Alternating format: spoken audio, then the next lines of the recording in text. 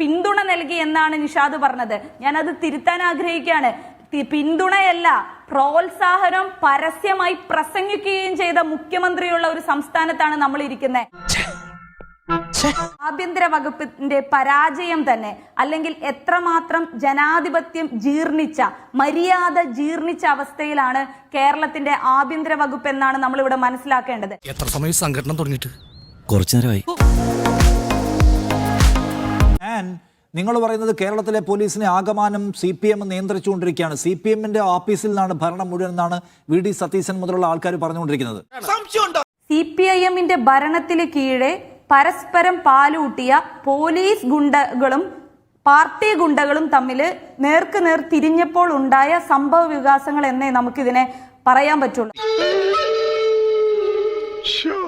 ഇവിടെ KSU പ്രവർത്തകരുടെ മേലെ, യൂത്ത് കോൺഗ്രസ് പ്രവർത്തകരുടെ മേലെ ചെടിച്ചട്ടി കൊണ്ട് തല അടിച്ച് നട്ടെല്ലിന് വരെ പരിക്കേൽപ്പിച്ച് കൈയുടെ എല്ലിന് വരെ ഒടിവ് സംഭവിക്കുന്ന രീതിയിൽ സമരമുഖത്ത്, അല്ലെങ്കിൽ നവകേരള സദസ്സ് പോകുന്ന സമയത്തെല്ലാം അതിക്രൂരമായിട്ടുള്ള, ചരിത്രത്തിൽ ഇന്നേ വരെ കാണാത്ത രീതിയിൽ പ്രതിപക്ഷ വിദ്യാർത്ഥി യുവജന സമരങ്ങളെ കേരളത്തിന്റെ പോലീസ് അടിച്ചമർത്തുമ്പോൾ അതിനെ രക്ഷാപ്രവർത്തനം എന്ന് ഗ്ലോറിഫൈ ചെയ്യുന്ന ഒരു കൾച്ചറാണ് നമ്മൾ കണ്ടത്.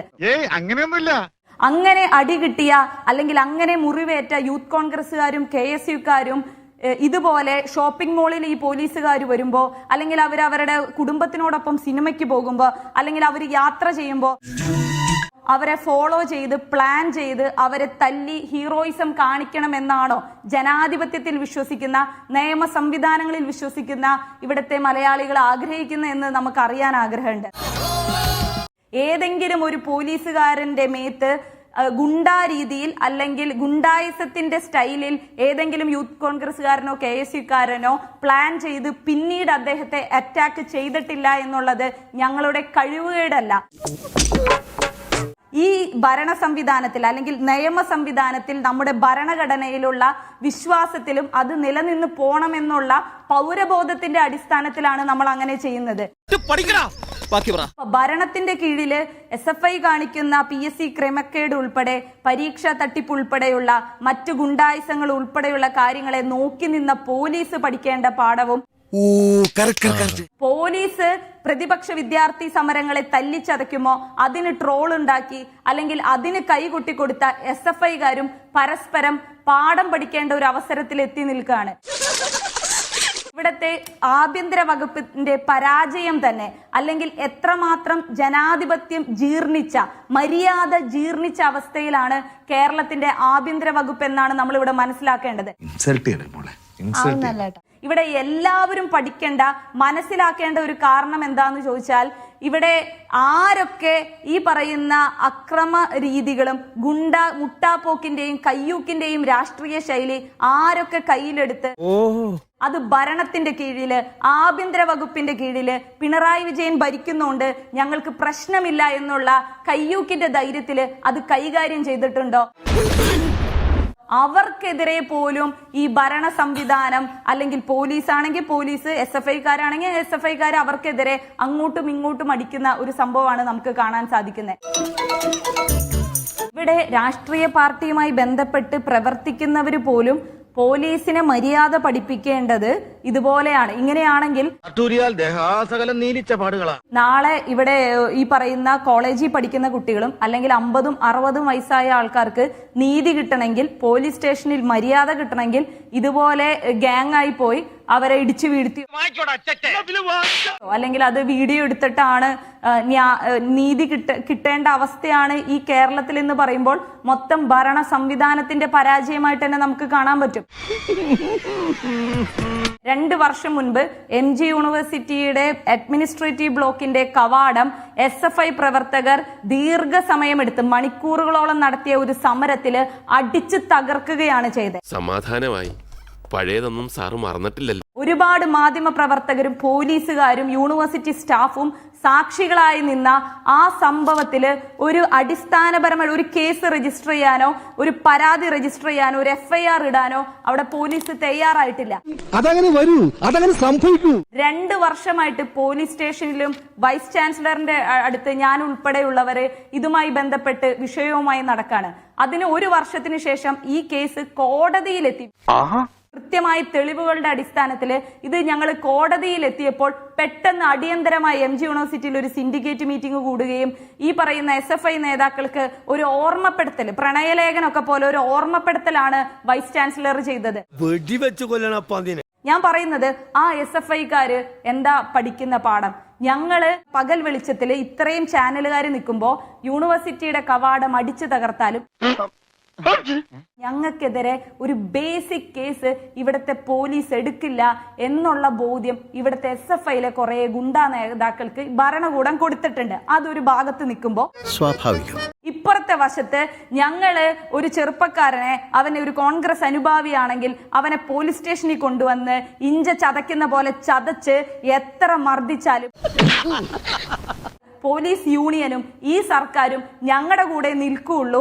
ഈ പറയുന്ന ലാത്തി ഞങ്ങളുടെ കൂടെയാണ് നിൽക്കുക എന്നുള്ള ഒരു ധാരണ കുറെ പോലീസ് ഗുണ്ടകൾക്കും ഇവിടെ കിട്ടിയിട്ടുണ്ട്. 100% ഞാൻ യോജിക്കുന്നു. ഇതിനെ രണ്ടിനും ഒരേ ശക്തിയിൽ എതിർക്കാനാണ് ഞങ്ങൾ ഇവിടെ ആഗ്രഹിക്കുന്നത്. രണ്ടും ഈ പറയുന്ന നമ്മുടെ നാട്ടില് സമാധാനത്തെ ബാധിക്കുന്ന കേസാണ്. നാളെ ഞങ്ങൾക്ക് കിട്ടുന്ന ഓരോ അടിക്കും അല്ലെങ്കിൽ ഓരോ പീഡനത്തിനും KSUക്കാരും യൂത്ത് കോൺഗ്രസുകാരും ഇതുപോലെ പോലീസിനെ അറ്റാക്ക് ചെയ്യണമെന്നാണോ? പോലീസ് അവരുടെ ഒരു ലോ ആൻഡ് ഓർഡറിന്റെ ഭംഗി കീപ്പ് ചെയ്ത് അതിന്റെ ജനാധിപത്യം കീപ്പ് ചെയ്ത് പോലീസിനെ മര്യാദ പഠിപ്പിക്കുന്ന ഒരു ആഭ്യന്തര വകുപ്പ് ഇവിടെ വരികയാണോ വേണ്ടേ എന്നുള്ളതൊക്കെയാണ് ചർച്ചയ്ക്ക് വേണ്ടത്. ഇവിടുത്തെ ഒരു ഗുണ്ട കൾച്ചർ ഉണ്ട്, അല്ലെങ്കിൽ കണ്ണിന് പകരം കണ്ണ്, അല്ലെങ്കിൽ ഒരു ഈ പറയുന്ന മുഖ്യമന്ത്രി കൊടുക്കുന്ന